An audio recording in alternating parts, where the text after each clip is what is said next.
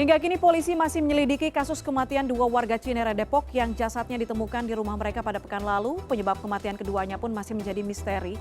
Polisi sudah melakukan olah TKP yang kedua bersama dengan Asosiasi Psikologi Forensik untuk menguak kebiasaan keduanya semasa hidup. Kita bahas bersama dengan Reni Kusumowardani, Dewan Pertimbangan Asosiasi Psikolog Forensik. Selamat sore Ibu Reni.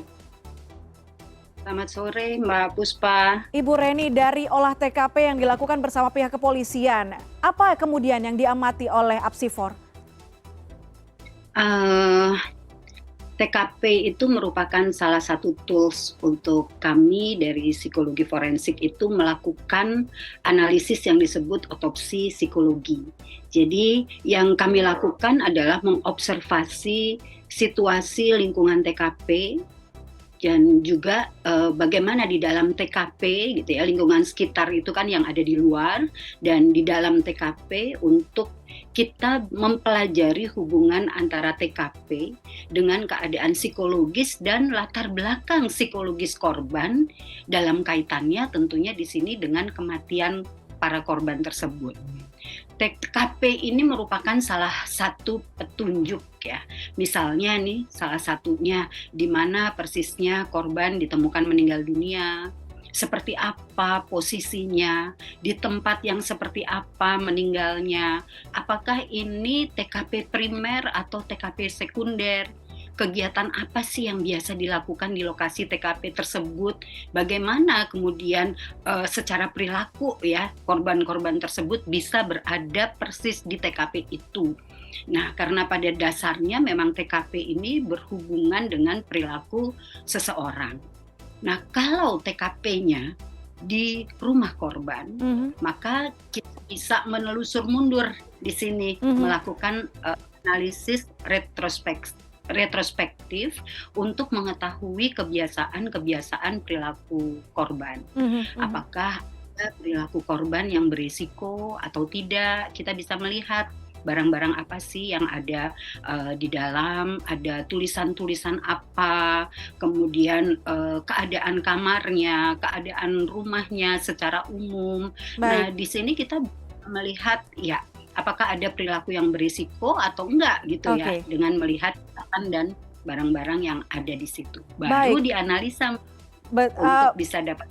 Bu Reni, dengan penemuan barang-barang, benda-benda termasuk dengan posisi jenazah dalam kamar mandi ART dan sebagainya, apa kemudian sudah bisa diketahui bagaimana keduanya hidup, perilaku keduanya hidup sebelumnya?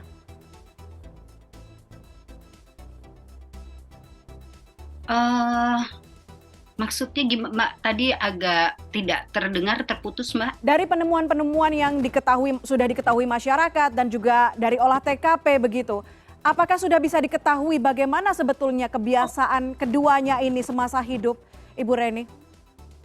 Iya, kami masih dalam hipotesa ya, Mbak Puspa. Jadi masih dalam proses mengkoleksi data, mengumpulkan data-data. Kami masih mempelajari hasil observasi yang sudah kami lakukan di TKP dan juga wawancara terhadap orang-orang yang signifikan. Karena kita perlu hati-hati di dalam menjabarkan hasil observasi dan wawancara tadi, karena itu masih harus dijabarkan di dalam area identifikasi, baru kemudian kita bisa menarik simpulannya. Seperti itu Mbak Puspa. Jadi kalau sekarang memang masih di dalam proses. Khawatirnya kalau diinformasikan sekarang kami mendahului pihak kepolisian dan juga memang belum betul-betul firm ya, agar tidak menambah kegaduhan ya. Kita tunggu.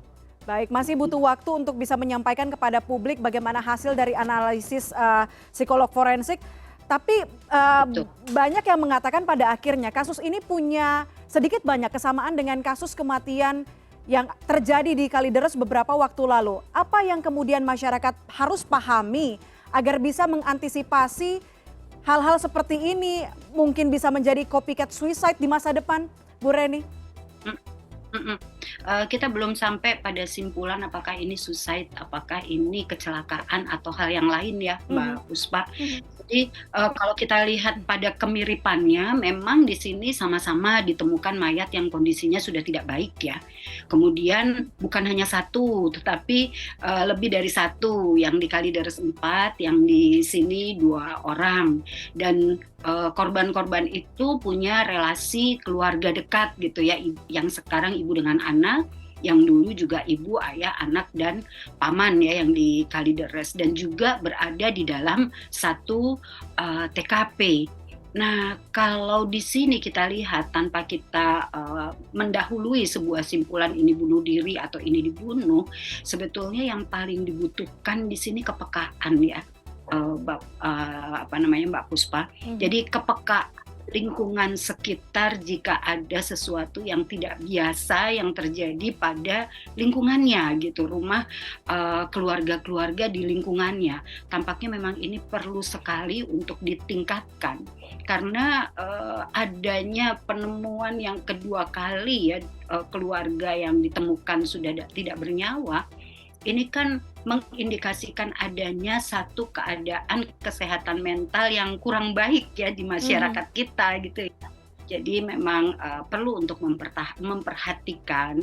Jadi kalau ada rekan, ada family yang memang perilakunya tidak biasa, bagaimana supaya ini dicoba bisa didekati atau disarankan bisa mendapatkan bantuan profesi kesehatan mental ya, seperti itu. Jadi nggak kecolongan lagi seperti ini. Baik. Demikian Mbak Pusta. Baik, jadi kalau kita tarik ada dugaan masalah kesehatan mental, ini menjadi ironi dan semua pihak harus ikut bertanggung jawab agar hal ini tidak terjadi di kemudian hari begitu ya. Ibu Reni, terima kasih banyak sudah bergabung bersama kami di CNN Indonesia Connected, sudah berbagi perspektif bersama kami. Selamat sore, salam sehat. Salam sehat Mbak Puspa, terima kasih.